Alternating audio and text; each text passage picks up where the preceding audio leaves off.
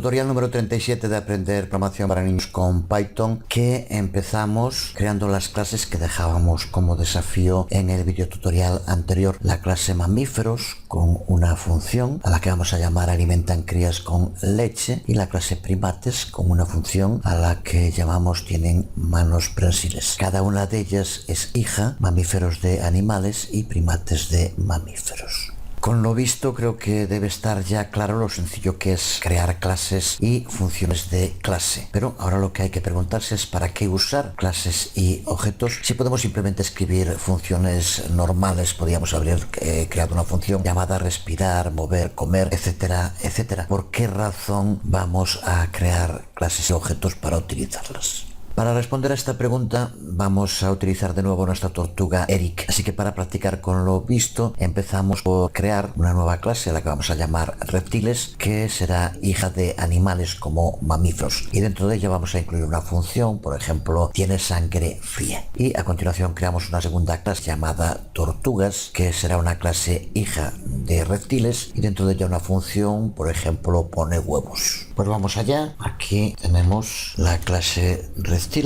y aquí la clase tortugas. Recuerda que estamos hablando de programación, no del reino animal, así que no te preocupes si las funciones podrían ir en alguna otra de las clases superiores o no. En este caso, tortugas ponen huevos, desde luego que hay otras especies que los ponen, pero en el caso de reptiles hay reptiles que también son vivíparos, por lo tanto no se podría incluir ponen huevos en reptiles porque habría algún reptil que no cumpliría con esta función. Y recuerda que dijimos que tiene que ser una norma que cumplan todos los miembros de la clase. Pero de todos modos no olvides que aunque utilizándolo de este modo nos sirve para fijarlo con conceptos que ya conocemos, estamos hablando de programación. Y aquí lo que indicamos es que hay una clase que se llama reptiles, cuyos miembros todos van a tener una característica, que es que tienen la sangre fría, y una clase llamada tortugas en la que todos posibles miembros comparten una característica, que es que ponen huevos. Esto es lo que nos interesa tener claro ahora. Es lo que ocurre, por ejemplo, con nuestra tortuga Eric. Ya tenemos también que saber cómo hacer para convertir a Eric en miembro de la clase tortuga. Vamos allá.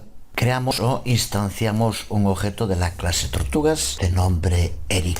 Ya sabemos también perfectamente cómo hacerlo. Con esto ya hemos creado un objeto y a partir de este momento podemos ejecutar funciones que estén provistas por su clase padre, en este caso la clase tortugas, pero también por las clases padre de su clase. Por tanto, a partir de este momento, Eric tiene acceso a la función ponen huevos, pero también a la función tiene sangre fría y también a las funciones que es la otra clase que comparte animales, respirar, mover y comer. De mamíferos y primates no, porque no hereda de esas clases, como puedes ver perfectamente en el árbol que hemos creado. ¿Qué sintaxis tenemos que utilizar para poder llamar una función desde un objeto? De nuevo, muy sencillo, tenemos que hacerlo usando el operador punto y el nombre de la función.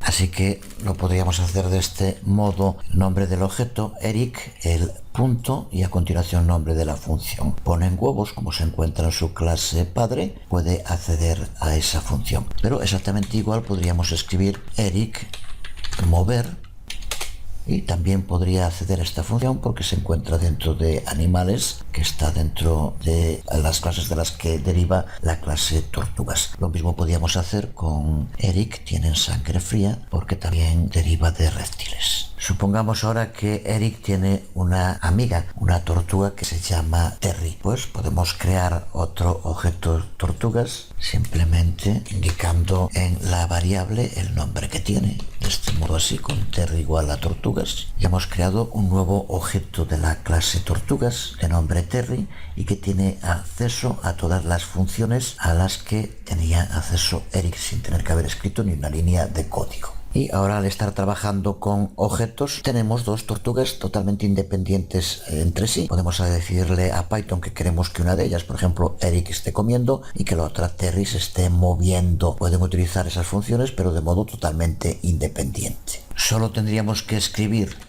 Eric, recuerda la sintaxis de punto, mover, y tendríamos a Eric moviéndose y Terry, por ejemplo, comer, y tendríamos a Eric moviéndose y a Terry comiendo.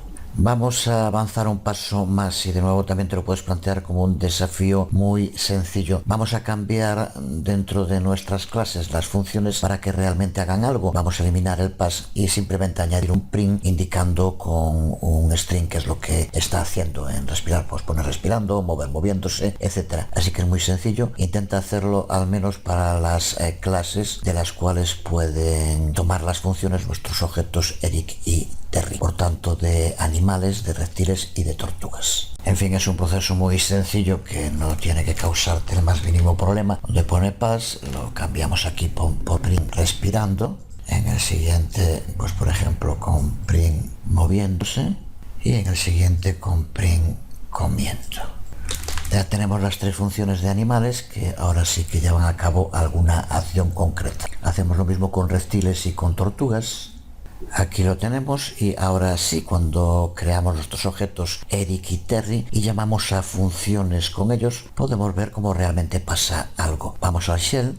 Antes de ir al shell, aquí en la clase animales ponemos que deriva de animados, que lo explicábamos en anteriores videotutoriales, pero en este caso no definimos animados, así que nos daría un error porque no encuentra esa clase de la que decimos que hereda. Podríamos crearla, pero en fin, tampoco es necesario, así que simplemente dejamos así animales. Y vamos también a eliminar la parte de ejecución de código, aunque lo podríamos dejar, pero en fin, mejor lo escribimos en el shell para verlo en funcionamiento.